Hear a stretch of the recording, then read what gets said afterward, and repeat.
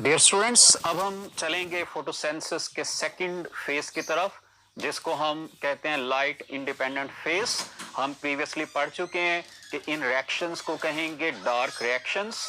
इसके अलावा Calvin cycle, we also call it as C3 pathway, और इसके साथ साथ we also call it as energy conservation phase of photosynthesis. आपने लोकेशन इसकी पढ़ी थी कि these reactions occur in stroma of the chloroplast, और इन रिएक्शंस के अंदर लाइट रिएक्शन की प्रोडक्ट्स के अलावा कार्बन डाइऑक्साइड भी इन्वॉल्व होगी, और इसकी जो एंड प्रोडक्ट होगी that will be the carbohydrate. तो these reactions occur in the cyclic way, और इस साइकिल को हम नाम देते हैं केल्विन साइकिल का। इस केल्विन साइकिल को फर्दर हम 3 फेजेस में डिवाइड करते हैं। सबसे पहले आपने इन फेजेस को अंडरस्टैंड करना है। The first phase of the Calvin cycle is carbon fixation, या हम इसको CO2 फिक्सेशन का नाम देते हैं। यानी इसका मतलब क्या है कि इस फेज के अंदर कार्बन डाइऑक्साइड केल्विन साइकिल के अंदर फिक्स होगी, या दूसरे वर्ड्स में आप कहेंगे कि this CO2 will become the part of organic compound. अब जो ऑर्गेनिक कंपाउंड इस CO2 को एक्सेप्ट करेगा उसको हम कहेंगे राइबोलूस बिसफॉस्फेट, RUBP से इसको एब्रीवेट करते हैं। और आपने ये याद रखना है कि राइबोलूस आपने पढ़ा हुआ है, this is a 5 carbon sugar, it is a pentose sugar, it is a keto pentose, और उसके साथ साथ इसके पास 2 फॉस्फेट होते हैं जो कार्बन नंबर 1 और कार्बन नंबर 5 के साथ अटैच्ड होते हैं। इसलिए इसका पूरा नाम हम लिखते हैं 1,5 राइबोलूस बिसफॉस्फेट। बिस का वर्ड हम उस वक्त यूज करेंगे जब 2 फॉस्फेट 2 डिफरेंट कार्बन्स पे अटैच्ड हैं। लाइक जैसा कि यहाँ पे आप देख रहे हैं कि एक कार्बन नंबर 1 के ऊपर और दूसरा कार्बन नंबर 5 के ऊपर अटैच है। इस राइबोलूस बिसफॉस्फेट को हम कहते हैं CO2 एक्सेप्टर, कि इसी ने CO2 को एक्सेप्ट करना है। जबकि इस रिएक्शन को जो एंजाइम कैटालाइज करेगा उसको हम कहते हैं रुबिस्को। ठीक है, पूरा नाम इसका रुबिस्को कार्बोक्सिलेज है, because it is involve in the fixation of carbon dioxide. अब आपने इन दोनों को कंफ्यूज नहीं करना कि ribulose bisphosphate is a carbohydrate, while rubisco जो कि एंजाइम है, और एंजाइम होने की वजह से इट इज अ प्रोटीन। तो Rubisco is a protein and it is considered as the most abundant protein on earth. अर्थ पे प्रोटीन्स के अंदर जो सबसे abundant प्रोटीन है that is the rubisco। इसका रोल होगा CO2 फिक्सेशन के अंदर। ये पहला स्टेप है। अब इस CO2 फिक्सेशन की वजह से आपने याद रखना है कि इनिशियली एक अनस्टेबल कंपाउंड डेवलप होता है जो इमीडिएटली कन्वर्ट हो जाता है एक और स्टेबल कंपाउंड के अंदर, और वो स्टेबल कंपाउंड हमारे पास मौजूद है in the form of three phosphoglycerate. ठीक है, ये 3-फॉस्फोग्लिसरेट की फॉर्म में ये कंपाउंड बनेगा। इसके अंदर 3 कार्बन्स हैं और उसके साथ एक फॉस्फेट अटैच्ड है। ठीक है, यानी इट कंटेन्स 1 फॉस्फेट।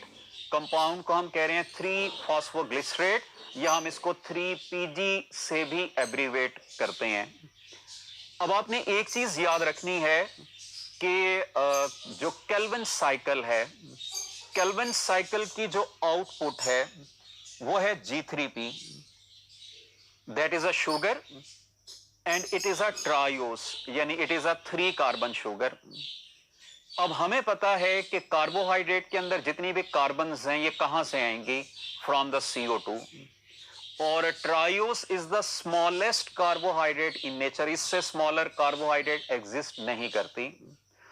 तो इस ट्रायोस को सिंथेसाइज करने के लिए, जिसमें 3 कार्बन्स हैं, अल्टीमेटली CO2 के 3 मॉलिक्यूल्स पार्टिसिपेट करेंगे।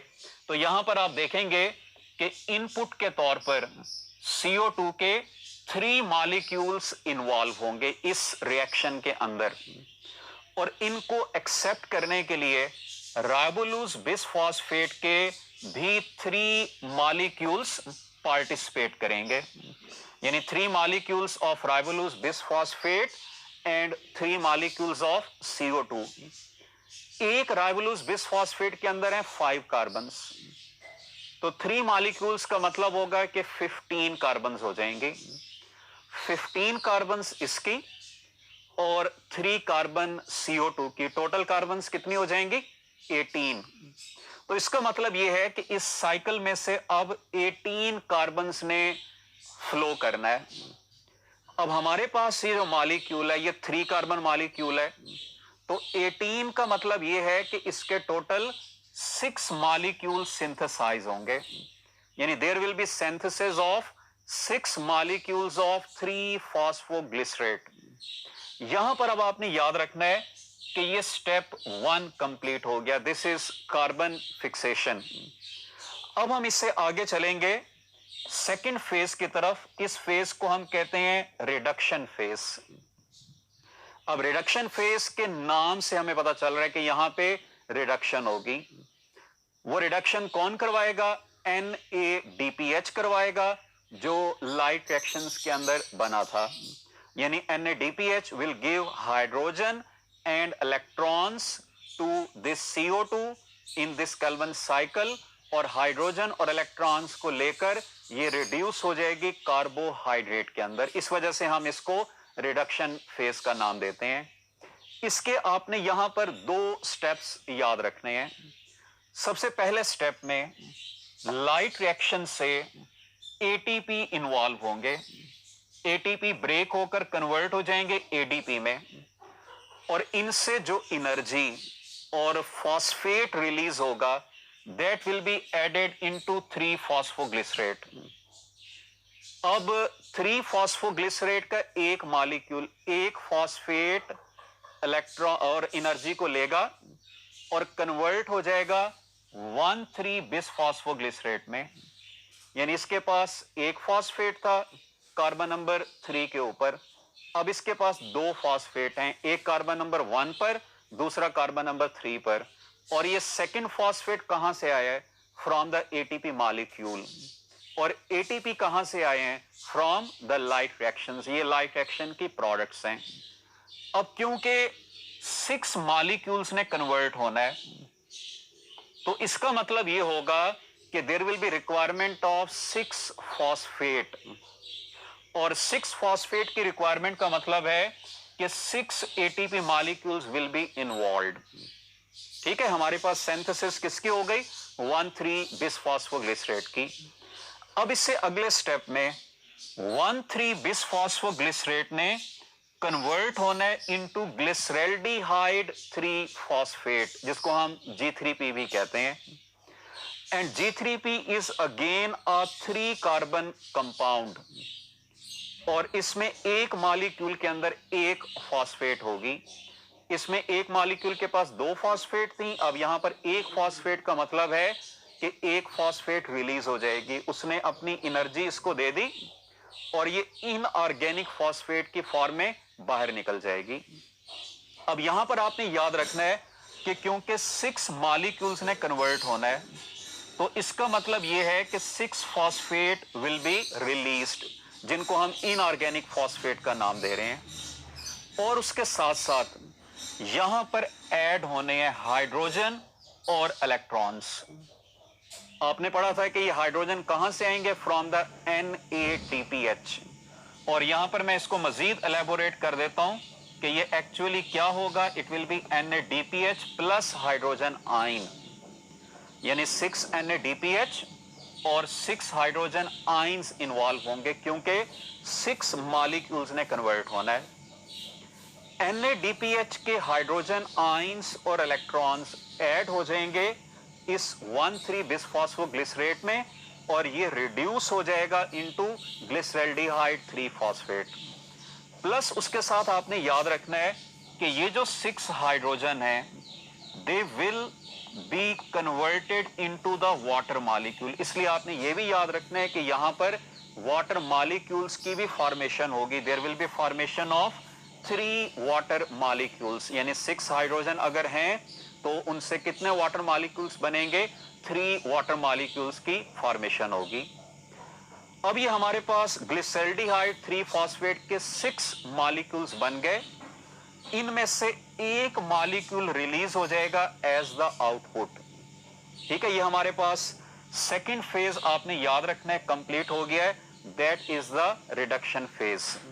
और इस रिडक्शन फेज के एंड पे हमारे पास G3P का एक मॉलिक्यूल मिल गया जिसको हम आउटपुट के तौर पर लिख रहे हैं। जो बाकी 5 मॉलिक्यूल्स हैं G3P के, these will remain with in the cycle. और इन्होंने क्या करना है? इन्होंने इस राइबोलूस बिसफॉस्फेट को रीजनरेट करना है फॉर द नेक्स्ट साइकिल। तो इसलिए जो तीसरा फेज हमारे पास होगा that will be the regeneration of CO2 acceptor, जिसको हम राइबोलूस बिसफॉस्फेट का नाम दे रहे हैं। अब यहां पर आप देखिएगा कि G3P के कितने मॉलिक्यूल्स हैं? There are 5 molecules. पहले ये मॉलिक्यूल कन्वर्ट होंगे राइबोलूस फॉस्फेट में, that is a 5 carbon compound, और इसके 3 मॉलिक्यूल्स बन जाएंगे। अब कार्बन नंबर्स उतनी रहेंगी, यानी इसके 5 मॉलिक्यूल्स 3 कार्बन कंपाउंड के 5 मॉलिक्यूल्स का मतलब है 15 कार्बन्स। 3 कार्बन्स आउटपुट के तौर पर निकल गई 18 में से। अब इन 15 कार्बन्स ने इन 15 कार्बन्स में कन्वर्ट होना है, यानी राइबोलूस फॉस्फेट 5 कार्बन है, उसके 3 मॉलिक्यूल्स का मतलब है 15 कार्बन्स। तो यहां पे भी 15 कार्बन्स थी, यहां पे भी 15 कार्बन्स हैं, लेकिन यहां पर टोटल 5 फॉस्फेट थे। 5 मॉलिक्यूल्स का मतलब है 5 फॉस्फेट। यहां पर 3 फॉस्फेट हैं क्योंकि 3 मॉलिक्यूल्स हैं। तो वो बाकी 2 फॉस्फेट कहां जाएंगे? They will be released in the form of inorganic phosphate, यानी जैसे यहां पे 6 इनऑर्गेनिक फॉस्फेट निकले थे, यहां पे भी 2 इनऑर्गेनिक फॉस्फेट निकलेंगे। और मॉलिक्यूल कौन सा बन जाएगा? 3 मॉलिक्यूल्स ऑफ राइबोलूस फॉस्फेट। अब अगले स्टेप में राइबोलूस फॉस्फेट ने कन्वर्ट होना है राइबोलूस बिसफॉस्फेट में। अब यहां पे भी आपको इसके नाम से पता चल रहा है कि इसके पास एक मॉलिक्यूल के पास एक फॉस्फेट है, इसमें एक मॉलिक्यूल के पास 2 फॉस्फेट हैं, एक कार्बन 1 पे, दूसरा कार्बन नंबर 5 पे। वो दूसरा फॉस्फेट कहां से आएगा? It will come from the ATP। और ये ATP कहां से आएगा? It will come from the light reactions. तो ATP इस फेज में भी यूज होगा। ATP कन्वर्ट हो जाएगा ADP में, इससे जो फॉस्फेट और एनर्जी रिलीज होगी वो राइबोलूस फॉस्फेट को कन्वर्ट कर देगी राइबोलूस बिसफॉस्फेट के अंदर। अब क्योंकि 3 मॉलिक्यूल्स ने कन्वर्ट होना है, तो इसीलिए ultimately there will be involvement of 3 molecules of ATP। यहां पे 3 ATP मजीद कंज्यूम होंगे और ये हमारे पास रीजनरेट हो जाएगा फॉर द नेक्स्ट साइकिल। तो आपने 3 फेजेस यहां पे पढ़े हैं। CO2 फिक्सेशन, जहां पे CO2 इन्वॉल्व होती है, it does not use any product from the light reactions. फिर उसके बाद रिडक्शन फेज आता है। रिडक्शन फेज में आपने पढ़ा है कि ATP और NADPH दोनों यूज होंगे, both will come from the light reactions. और इस कन्वर्जन के दौरान ओवरऑल अगर देखा जाए तो 6 ATP और 6 NADPH यूज होंगे। फिर तीसरा फेज आएगा, that is the regeneration of ribulose bisphosphate. इस रीजनरेशन के अंदर भी ATP यूज होंगे, that will come from the light reaction, और यहां पर 3 ATP मॉलिक्यूल की कंजम्पशन होगी। अब हम इसको ओवरऑल समराइज कर लेते हैं। एक तो इक्वेशन को हम देख लेंगे कि इक्वेशन इसकी क्या बनेगी। इक्वेशन में आपने याद रखना है कि there is involvement of 3 molecules of CO2 plus आपने देखा है 9 molecules of ATP plus 6 molecules of NADPH plus 6 hydrogen ions. ये होगी कंजम्पशन। ठीक है, ये आप कह सकते हैं कि इनपुट है। और इसके बाद जो प्रोडक्ट्स होंगी प्रोडक्ट्स में आपने याद रखना है कि क्या बनेगी, एक तो बन जाएगी carbohydrate, that will be the 3 carbon compound, that will be a triose. ठीक है, G3P आपने पढ़ा है, उसके 3 मॉलिक्यूल्स होंगे। उसके साथ 9 ATP ब्रेक होने का मतलब है कि 9 ADP will be formed and there will be 9 inorganic phosphate. अब ये 9 इनऑर्गेनिक फॉस्फेट कहां पे होंगी? 6 आपने यहां पे पढ़ी है, 2 आपने यहां पे पढ़ी है, और एक फॉस्फेट अभी तक इसके अंदर मौजूद है। जब ये ग्लूकोज में कन्वर्ट होगा तो फिर ये फॉस्फेट निकल जाएगी। फिर उसके बाद आपने याद रखना है कि यहां पे प्रोड्यूस होंगे 6 मॉलिक्यूल्स ऑफ NADP प्लस, इसके 6 मॉलिक्यूल्स बन जाएंगे। और हमने पढ़ा है कि there will be formation of 3 water molecules, so this will be the overall equation of the Calvin cycle. अब आपने कुछ और चीजें यहां पर याद रखनी है। आपने ये याद रखना है कि एक केल्विन साइकिल की जो आउटपुट है that is 1 molecule of G3P। इस G3P के एक मॉलिक्यूल को सिंथेसाइज करने के लिए आपने पढ़ा है कि there are involvement of 3 CO2। उसके अलावा आपने पढ़ा है कि 6 NADPH are involve and 9 ATP are involved. This is the requirement of 1 Kelvin cycle for the formation of 1 molecule of G3P। और G3P क्या है? ये ट्रायोज है। अगर आपसे क्वेश्चन पूछ लें कि एक ग्लूकोज को सिंथेसाइज करने के लिए क्या रिक्वायरमेंट होगी, तो ग्लूकोज इज अ हेक्सोज, और एक हेक्सोज को बनाने के लिए 2 ट्रायोजेस रिक्वायर्ड होंगे। 2 ट्रायोजेस का मतलब है कि 2 केल्विन साइकिल्स, और 2 केल्विन साइकिल्स का मतलब है कि ग्लूकोज की रिक्वायरमेंट इसके डबल होगी। So in order to synthesize 1 glucose molecule, 6 CO2, 12 NADPH and 18 ATP molecules would be required. This will be the requirement of synthesis of 1 glucose through Calvin cycle or through photosynthesis। तो dear students, यहां पर ये Calvin cycle का phase complete होता है। अब हम इससे रिलेटेड चंद क्वेश्चंस को देख लेते हैं ताकि आपकी प्रैक्टिस हो और आप पेपर के अंदर बेटर परफॉर्म कर सकें। क्वेश्चन नंबर 1 देखिएगा। अभी आपने कैल्विन साइकिल पढ़ी है, इसको रिकॉल करना है। This is a quick recall ताकि फौरन आप चीजों को कोरिलेट कर दें। नंबर 1 है कि first stable product of Calvin cycle is alpha G3P, beta 3 phosphoglycerate, Charlie 1,3 bisphosphoglycerate, और डेल्टा है राइबोलोज बिसफॉस्फेट। तो जैसा कि आपने पढ़ा है कि the first product of Calvin cycle जो स्टेबल है, it is a 3 carbon compound जिसको हम कहते हैं 3 फॉस्फोग्लिसरेट। तो करेक्ट आंसर इसका बीटा होगा, यानी 3Pg। क्वेश्चन नंबर 2 की तरफ मैं आ रहा हूं। Phase of Calvin cycle in which NADPH is involved: alpha CO2 fixation, beta reduction, Charlie regeneration, delta Z scheme। ये भी आपने अभी पढ़ा है कि NADPH is involved in the reduction phase of this Calvin cycle। correct answer beta होगा। Z scheme आपको पता है, this is another name used for non-cyclic photophosphorylation। Question number 3 की तरफ हम चलते हैं। For formation of 1 molecule of glucose through Calvin cycle, how many ATP are needed? ये भी मैंने आपको अभी समझाया है कि एक Calvin cycle में 9 ATP यूज होते हैं और G3P का एक मॉलिक्यूल बनता है। लेकिन अगर आपसे क्वेश्चन पूछेंगे ग्लूकोज के बारे में तो हम इस अमाउंट को डबल कर देंगे, यानी for the synthesis of 1 glucose molecule total 18 ATP molecules will be required। तो करेक्ट आंसर इसका डेल्टा होगा। नेक्स्ट है question number 4, an action that is catalysed by rubisco. Alpha formation of ribulose phosphate, beta formation of ribulose bisphosphate, charlie fixation of CO2 और delta reduction of G3P। तो आपने पढ़ा है कि ये जो रुबिस्को है इसमें CO2 की फिक्सेशन के अंदर इन्वॉल्व होता है, जिसमें CO2 राइबोलोज बिसफॉस्फेट रिएक्ट करेंगे और उसके बाद एक और ऑर्गेनिक कंपाउंड बनेगा। तो करेक्ट आंसर इसका चार्ली होगा, यानी फिक्सेशन ऑफ CO2।